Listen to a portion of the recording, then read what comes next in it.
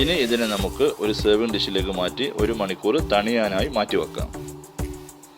തണിഞ്ഞതിന് ശേഷം ഇതിന് മുകളിലേക്ക് നമുക്ക് ഇതുപോലുള്ള കട്ട് ഫ്രൂട്ട്സ് ചേർത്ത് കൊടുക്കാം. പൈനാപ്പിൾ ആയാലും മാംഗോ ആയാലും ആപ്പിൾ ആയാലും അനാറായാലും അതേപോലെ തന്നെ ഗ്രേപ്പ് ആയാലും എല്ലാം ഇതിനകത്തേക്ക് ഇട്ട് കൊടുത്തതിന് ശേഷം നന്നായിട്ടൊന്ന് മിക്സ് ചെയ്ത് മാറ്റി വെക്കുക. പ്രത്യേകിച്ച് എല്ലാവരും ഓർക്കുക, നിങ്ങൾ വീഡിയോ കണ്ടു കഴിഞ്ഞാൽ ലൈക്ക് ചെയ്യാൻ മറക്കരുത്. നിങ്ങളുടെ ഓരോ ലൈക്കും ഞങ്ങളുടെ അടുത്ത വീഡിയോക്കുള്ള പ്രചോദനമാണ്. അവിടെ തീർച്ചയായിട്ടും വീഡിയോ കാണുന്ന ആൾക്കാർ ലൈക്ക് ചെയ്യുക.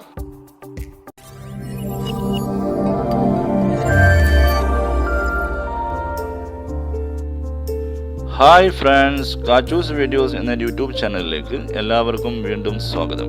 ഈ പ്രാവശ്യം ഞാൻ നിങ്ങളുടെ മുന്നിലേക്ക് വന്നിരിക്കുന്നത് വളരെ ടേസ്റ്റി ആയിട്ടുള്ള ഒരു ഫ്രൂട്ട് സാലഡുമായിട്ടാണ്. സേമിയ കസ്റ്റർഡ് ഫ്രൂട്ട് സാലഡ് നിങ്ങൾക്ക് എല്ലാവർക്കും വളരെയധികം ഇഷ്ടപ്പെടുന്ന ഒരു ഐറ്റമാണിത്. വളരെ ടേസ്റ്റിയാണ്, എല്ലാവർക്കും ഇഷ്ടപ്പെടും. പ്രത്യേകിച്ച് ഈ റംദാൻ നോമ്പൊക്കെ എടുക്കുന്ന സമയത്ത് നമ്മുടെ ശരീരം ഒന്ന് തണുക്കാനും ശരീരത്തിലേക്ക് നല്ല പ്രോട്ടീൻസ് ഒക്കെ കിട്ടാനും വേണ്ടിയിട്ട് എല്ലാവർക്കും ഇത് ട്രൈ ചെയ്ത് നോക്കാവുന്നതാണ്. അപ്പോൾ ആദ്യമായിട്ട് ഒരു പാൻ അടുപ്പിൽ വെച്ച് ചൂടാക്കുക. അതിനകത്തേക്ക് 1 ടേബിൾ സ്പൂൺ നെയ്യ് ഒഴിച്ചു കൊടുക്കാം. അതൊന്ന് ഉരുകി വരുമ്പോൾ അതിനകത്തേക്ക് ഒരു 1/2 കപ്പ് സേമിയ, വളരെ നേരിയതായി കിട്ടുന്ന നമ്മൾ സേമിയ ഇതിനകത്തേക്ക് ഇട്ട് കൊടുക്കാം. അതൊന്ന് ഒരു ബ്രൗൺ കളർ ആകുന്നത് വരെ ഒന്ന് ചൂടാക്കിയെടുക്കാം. ഇതുപോലെ ഒന്ന് എല്ലായിടത്തേക്കും ഒന്ന് മൂപ്പിച്ചെടുക്കുക. ഇപ്പോൾ നന്നായി മൂത്ത് വന്നിട്ടുണ്ട്, ബ്രൗൺ കളറായിട്ടുണ്ട്. ഇതിനകത്തേക്ക് 1.5 കപ്പ് പാലാണ് ഞാൻ ഒഴിക്കുന്നത്. ടോട്ടൽ നമുക്ക് 2 കപ്പ് പാല് വേണം. 1.5 കപ്പ് പാല് ആദ്യം തന്നെ ഇതിലേക്ക് ഒഴിച്ചു കൊടുക്കാം. എന്നിട്ട് ഇതൊരു 10-15 മിനിറ്റ് ഒരു മീഡിയം ലെവൽ ഫ്ലെയിമിൽ വെച്ചുകൊണ്ട് നമുക്ക് ഒന്ന് വേവിച്ചെടുക്കാം. അപ്പോൾ ഒന്ന് കുറുകി വരും.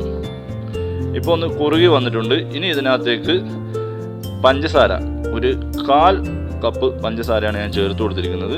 1/4 കപ്പ് പഞ്ചസാര ചേർത്തതിന് ശേഷം നന്നായിട്ട് ഇളക്കി കൊടുക്കുക.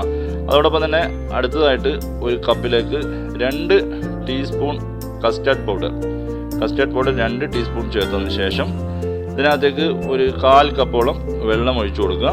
എന്നിട്ട് ഈ കസ്റ്റർഡ് പൗഡർ നന്നായിട്ട് മിക്സ് ചെയ്യുക. അതിൻ്റെ തരിതരിപ്പൊന്നും ഇല്ലാത്ത വിധത്തിൽ നന്നായിട്ടൊന്ന് മിക്സ് ചെയ്തെടുക്കുക. ഇതുപോലെ സാവധാനം മിക്സ് ചെയ്ത് കഴിഞ്ഞാൽ പെട്ടെന്ന് തന്നെ മിക്സ് ആയിട്ട് കിട്ടും. ഇപ്പോൾ നന്നായിട്ട് മിക്സ് ആയിട്ട് വന്നിട്ടുണ്ട്. ഇനി ഇത് നമ്മുടെ സേമിയയിലേക്ക് ഒഴിച്ചു കൊടുക്കുകയാണ്.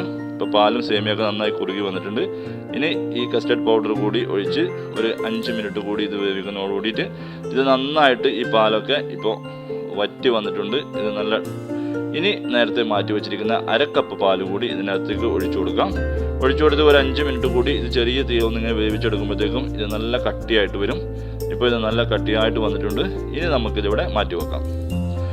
ഇത് അടുത്തതായിട്ട് ഒരു ഡിഷിലേക്ക് മാറ്റുകയാണ്.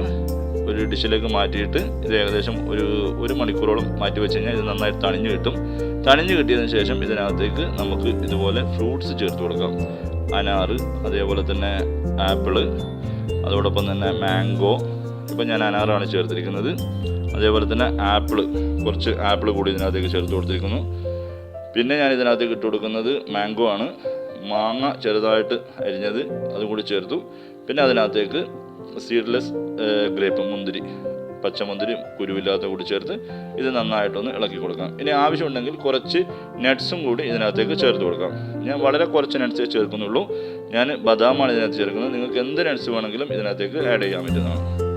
ഇതൊക്കെ ഒന്ന് ചേർത്ത് നന്നായിട്ട് മിക്സ് ചെയ്തതിന് ശേഷം ഇത് നമുക്കൊന്ന് തണുപ്പിച്ചെടുക്കാം ഫ്രിഡ്ജിൽ വെച്ചിട്ട്. അതിനുശേഷം ഇതുപോലെ ഓരോ ബൗളിലാക്കിയിട്ട് നമുക്ക് സെർവ് ചെയ്യാം. നിങ്ങൾക്ക് എല്ലാവർക്കും വളരെയധികം ഇഷ്ടപ്പെടും. കുട്ടികൾക്കും മുതിർന്നവർക്കും എല്ലാവർക്കും ഇഷ്ടപ്പെടും. അതോടൊപ്പം തന്നെ വളരെ ഹെൽത്തിയുമാണ്. അപ്പോൾ നിങ്ങൾക്ക് എല്ലാവർക്കും ഇത് ഇഷ്ടപ്പെട്ടു. ഈ വീഡിയോ വളരെയധികം ഇഷ്ടപ്പെട്ടു എന്ന് ഞാൻ കണക്കൂട്ടുന്നു.